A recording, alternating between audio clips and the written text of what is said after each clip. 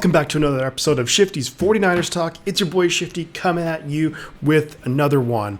Well, I just want to say first off, thank you for everyone for attending the live stream of the draft. Rounds 2 and 3 was 5 hours long, a lot of fun, some interesting picks by the 49ers. What I'm going to do is I'm going to recap the 49ers draft after day 3 and then after we sign some undrafted free agents. But what I'm going to focus on in this video are some of the guys who will be available tomorrow for rounds 4 through 7. The Niners have a pick in the 4th, the 5th, 3, 6, and they have this Mr. Irrelevant pick in the 7th round, the very last pick of the draft. So I'm going to break it down position by position. These are mostly guys at positions of need and players who I think we could target. So looking at cornerback, first of all, we did not address this in the first 3 picks that we had. So I'm looking at Tariq Woolen from UTSA, Kobe Bryant to play outside. Damari Mathis is maybe one of the last few nickelback options left available in the draft. All of those guys would probably be more of like a 4th round pick if we were to go that direction. You also have Kalen Barnes, Darian Kendrick a little bit later, maybe in the 6th round. Moving on to safety, which is clearly another need for the 49ers. One of my favorite guys in the draft, Verone McKinley out of Oregon. I think we might have to take him in the 4th round, considering safeties have really been coming off the board lately. Other guys later in the draft, Leon O'Neal from Texas A&M, Smoke Monday, great name, maybe available in the 6th round.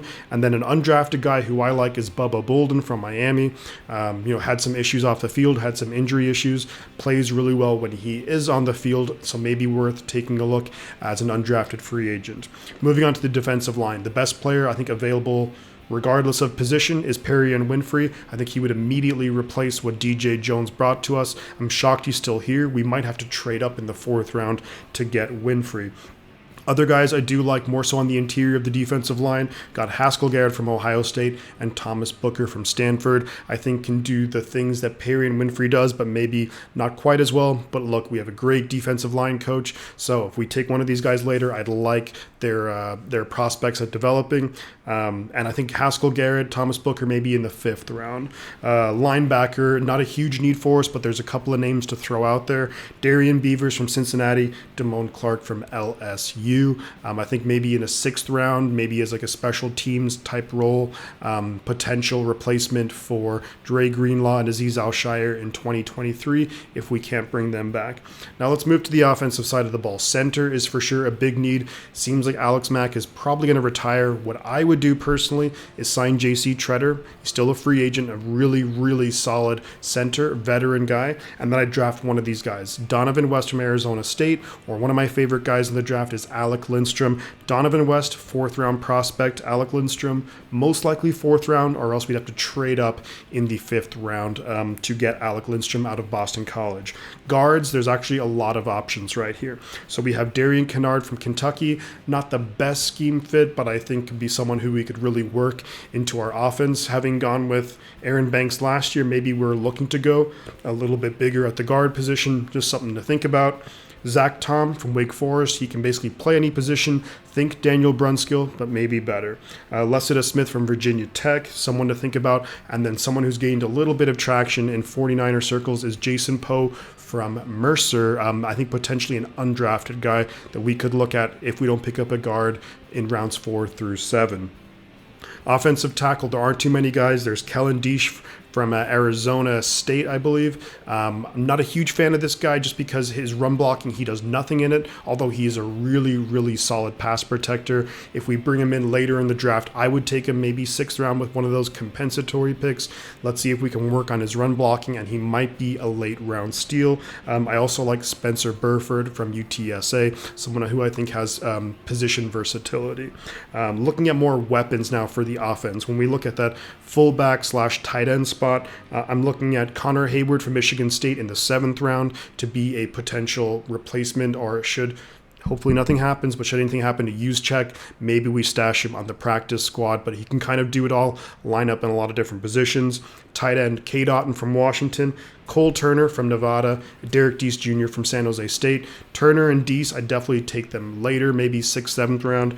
Cade Otton probably would need to be taken in the 4th or trade up in the 5th. Last but not least, we're going to look at some more wide receivers available. Calvin Austin, although we did just take Danny Gray from SMU, maybe some more speed couldn't hurt. If he's available with the 4th round pick, I would still look at him just to have that burst of speed. Again, just the electricity where you can have the big play. That's something that the 49ers had sometimes lacked from their wide receivers. Other guys I like, Kyle Phillips from UCLA, 3rd down machine, can get open. And then we have Khalil Shakir from Boise State. So all in all, there's still a lot of great players left.